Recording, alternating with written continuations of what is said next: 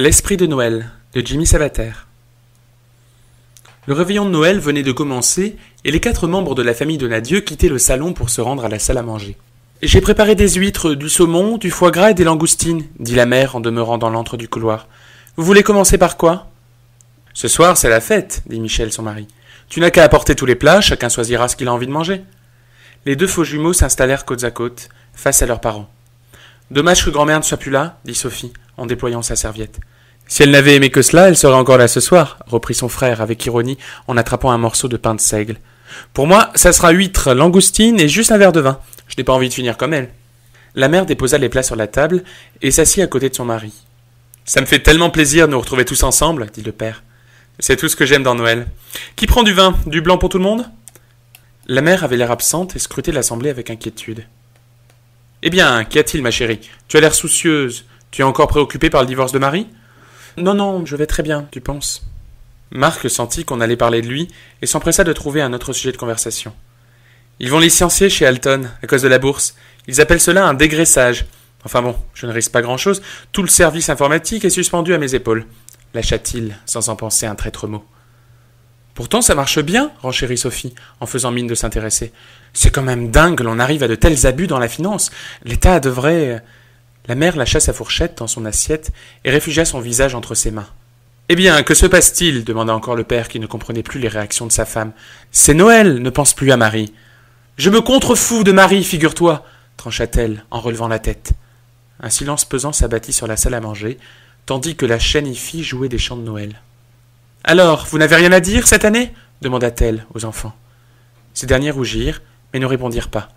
« Il y a 2 ans, à Noël, Sophie nous annonçait qu'elle était lesbienne et qu'elle partait vivre au Mali avec sa camionneuse.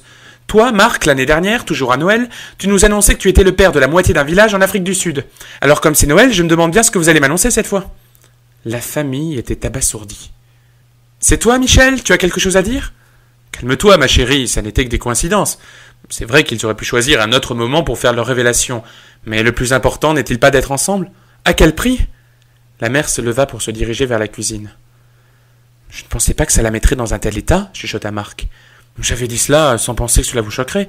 Tu imagines bien que lorsque je travaillais en Afrique, je n'allais pas m'abstenir pendant 1 an. »« Oui, je sais, » dit le père. « Mais il y a des choses que l'on garde pour soi. Elle est très sensible, tu n'aurais pas dû lui en parler. » Et puis, rien n'est sûr. C'est juste un collègue qui m'avait écrit pour me raconter cette histoire. C'était peut-être une blague. Il ne faut pas exagérer non plus. « Rachel n'est pas une camionneuse, » reprit Sophie, agacée. « Elle est serveuse. Maman aurait peut-être préféré que j'épouse ce crétin d'Alexandre et que je le suive dans sa ferme de la Creuse. »« Oui, c'est certain, mais cessez de vous torturer, ça va passer. Essayez d'entrer dans l'esprit de Noël, tout va bien. Qui veut du foie gras ?»« Moi, j'en veux bien une tranche, » dit Sophie. « Qu'est-ce qui se passe avec Marie ?»« Elle divorce. D'après ce que m'a dit ta mère, son mari l'a trompée avec la voisine depuis des années. Elles passent leur journée au téléphone à en parler. »« Au moins c'était pratique, » ricana Marc, la bouche pleine. « Moi, je ne me marierai jamais. » C'est trop de problèmes. J'ai fait des cartes de visite sur lesquelles j'ai écrit « Marc, fils du vent ». Comme ça, les filles savent à quoi s'en tenir. Je me suis trop souvent fait avoir en Afrique où les filles me racontaient qu'elles prenaient de la pilule. Le minimum, avec toutes les maladies qui traînent, c'était quand même de mettre des préservatifs. On se demande à quoi tu pensais. Le père lança un sourire complice à son fils. Il est bien un moment où tu voudras te fixer. Avec l'âge, on recherche plus la stabilité. Tu es peut-être encore trop jeune pour y penser. Ce sont les idioties que vos parents vous ont mises dans la tête quand vous étiez jeune, reprit Sophie. Il n'y a plus aucune raison de vivre en autarcie comme ça. Qu'est-ce que ça peut faire de vivre comme tout le monde si ça n'est que pour s'ennuyer? La vie est trop courte pour ne pas en profiter. La mère réapparut et s'assit en silence. « Ça va mieux, ma chérie ?»« Oui, serre-moi donc un peu de vin, excusez-moi. »« Ce n'est pas grave. »« Dis-moi, Sophie, tu vis toujours avec cette Catherine ?»« Oui, maman, je ne vois pas pourquoi ça changerait. Ne m'agresse pas, je t'en prie. Je te pose simplement une question, c'est tout. Et ça va avec elle ? Elle est toujours aussi passionnée par les motos et leur mécanique. Elle a fini par dresser son pitbull. Maman, s'il te plaît, ne commence pas sur ce terrain. Tu sais bien comment ça se termine à chaque fois. Tu détestes Catherine et... C'est vrai ça, reprit Marc pour la défendre. Tu nous accuses de tout cacher et dès qu'on te dit la vérité, tu en fais tout un foin. Sophie est lesbienne, point. Y a rien de mal à ça.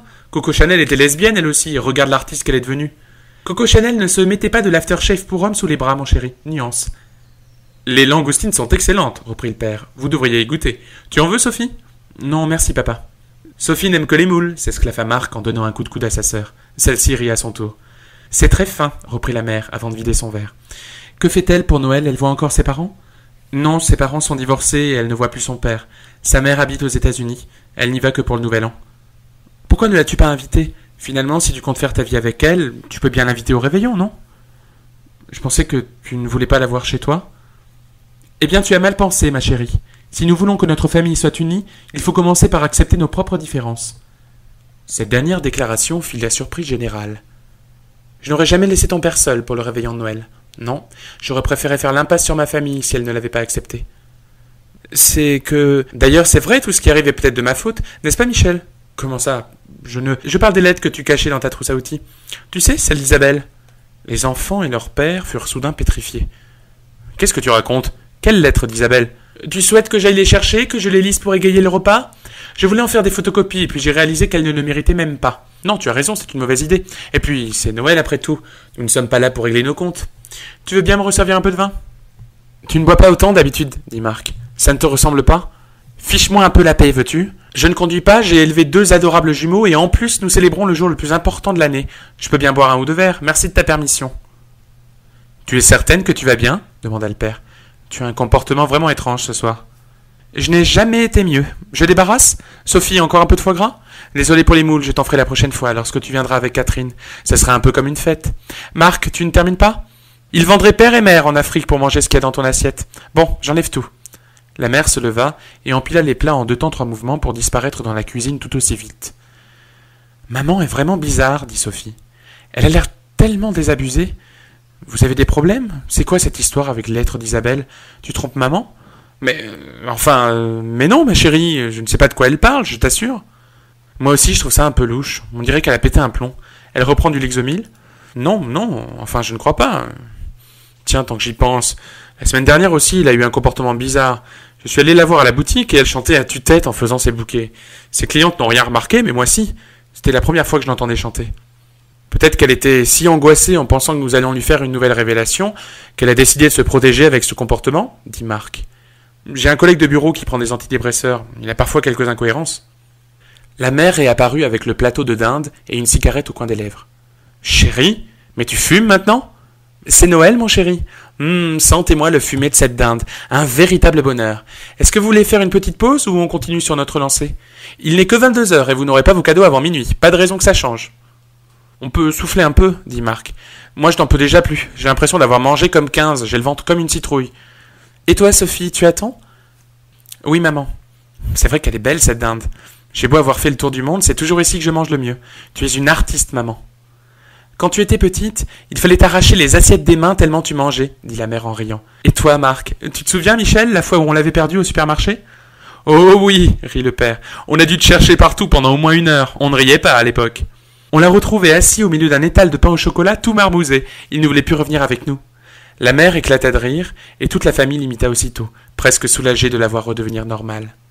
Et toi, Sophie, tu te souviens de Clémentine Lavron? Tu te souviens comme tu l'as détestée, cette petite? Elle t'a fait les pires crasses. Tu avais 5 ans quand elle t'a fait tomber dans une fosse à purin où ton grand-père élevait des cochons. Tu étais si sale qu'on a dû te laver au jet dans le jardin. Tu pleurais tellement, et nous n'en pouvions plus de rire. Tu t'en souviens? Vaguement, c'est loin, maman. Et la boule de pétanque? Demanda le père, déjà prêt à rire de nouveau. Oh oui, s'exclama la mère en prenant son verre de vin. Votre père avait acheté un jeu de pétanque et, comme d'habitude, l'avait laissé traîner au milieu du salon. Lorsque nous nous sommes aperçus qu'elles avaient disparu, nous vous avons alors surpris en train de jeter ces fameuses boules par la fenêtre dans la rue du 3e étage. Oui, et c'est sur une voiture de la poste qu'elles sont tombées. La famille éclata d'un rire commun, et la mère rit tellement fort que celui-ci vira en sanglots. Eh bien, ma chérie, ça va? Que se passe-t-il? Vraiment, tu es bizarre ce soir. Laissez, ça n'est rien, c'est l'émotion. Je dois juste être un peu fatiguée, c'est tout. Avec Noël, la boutique n'a pas désempli la journée. Il faut te reposer, maman, dit Sophie. Excusez-moi, je suis désolée. Qui veut un morceau de dinde? Moi, j'en veux bien, dit Marc. Elles sont tellement bon. Du blanc, comme d'habitude? Oui, du blanc avec de la peau bien croustillante. En tout cas, nous vous avons préparé un cadeau que vous n'êtes pas près d'oublier, dit Sophie en préparant son assiette. Tu es enceinte? Ricana Marc. Quel idiot tu fais? Reprit la mère. Catherine est stérile. Le père rit d'une manière étouffée. Cette année, c'est moi qui ai une annonce à vous faire, trancha de nouveau la mère. Comment cela? Quelle annonce? Demanda le père qui ne reconnaissait plus du tout sa femme. Je pars définitivement vivre à l'étranger avec Marie. Demain. Oui, vous trouvez sans doute cela curieux de ma part. Je ne vous ai pas habitué à cela. J'ai toujours été derrière vous, aux petits soins, à toujours chercher le meilleur pour vous. Mais j'ai décidé de changer de vie, moi aussi.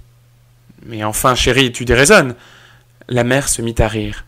Ne soyez pas amère. Profitez de vos derniers instants en ma compagnie. Maman, pourquoi veux-tu nous abandonner? Vraiment, tu es soudain si différente. Ne tentez pas de me faire culpabiliser. C'est bien inutile, et bien trop tard. La dinde vous a plu? Tu ne peux pas nous quitter comme ça, renchérit Marc. Je vous ai posé une question. Est-ce que la dinde était bonne? Oui, très bonne, répondit Sophie, surprise de l'insistance de cette question. Et toi, tu l'as aimée? Oui, maman, mais... Et toi, tu as perdu la langue? Oui, elle était bonne. Ah, très bien, me voilà soulagée, souffla la mère. Finalement, vous ne souffrirez pas de mon absence. C'eût été trop difficile pour moi. Mais enfin, chérie, veux-tu bien être un peu plus claire? Vos yeux vont bientôt se faire plus troubles, et vous serez gagné par quelques bouffées de chaleur. Ensuite, votre tête vous semblera tourner sur elle-même. Et puis ça sera terminé. Maman, tu me fais peur. Qu'est-ce que tu racontes? La dinde, ma chérie. J'ai mis un extrait de plante de ma composition. Un bouquet de Noël, en quelque sorte. Ne t'inquiète pas, c'est complètement indolore. Tu me diras ça. Oui, je pars demain, mais vous me quitterez avant. Il est temps que je vive un peu pour moi à présent. Voilà, c'est l'annonce que je voulais vous faire pour perpétuer l'esprit de Noël. Le père tenta de se lever pour protester. Comment as-tu pu faire une chose pareille? Assieds-toi, mon chéri. Nous allons boire une coupe de champagne pour faire passer tout cela. Il n'existe aucun antidote, tu perds ton énergie pour rien. Buvons, buvons pour oublier que les autres ont toujours raison de nos rêves.